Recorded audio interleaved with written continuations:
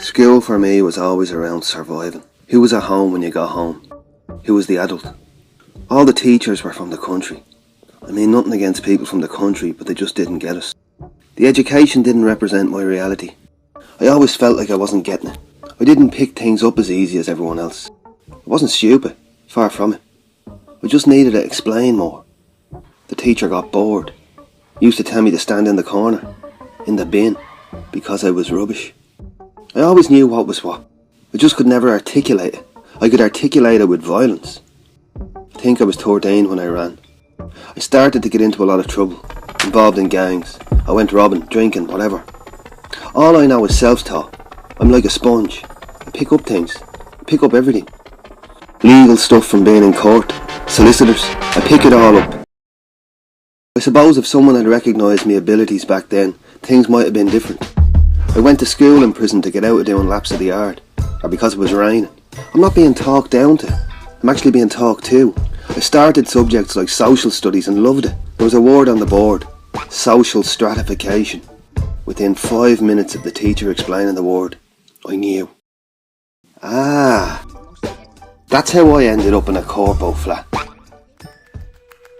Where do I fit into society post-prison? Who am I? I knew if I didn't go back to education, I'd go back to crime. Someone told me about a course. That's something for them, not for me.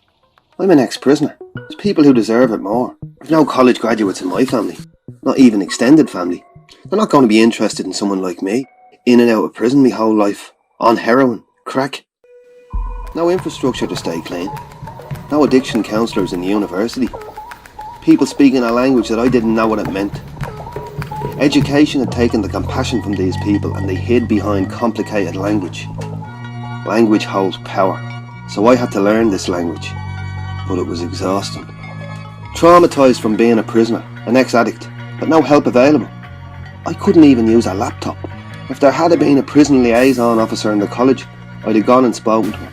It's knowing where to go and get the information. A person who can connect me from day one. A connector. Take the hardship out of asking. Make it readily available. A lot of that comes down to understanding how these inequalities can be on top of each other and the intersectionality of this. So it's understanding it and understanding what I can do. I can now help my daughter with homework. If she asks me a question, I want to know. For her. I don't know if it's the madness around you subsides first or does it start to subside because of the education. It's just a love now. Just something that's in my life. It's not a burden. Yeah, it's challenging, but it keeps you going. It opens your mind so much. It's so enriching. Has a ripple effect on the family. You know what? The further you go, that life gets further away. And this life gets nearer.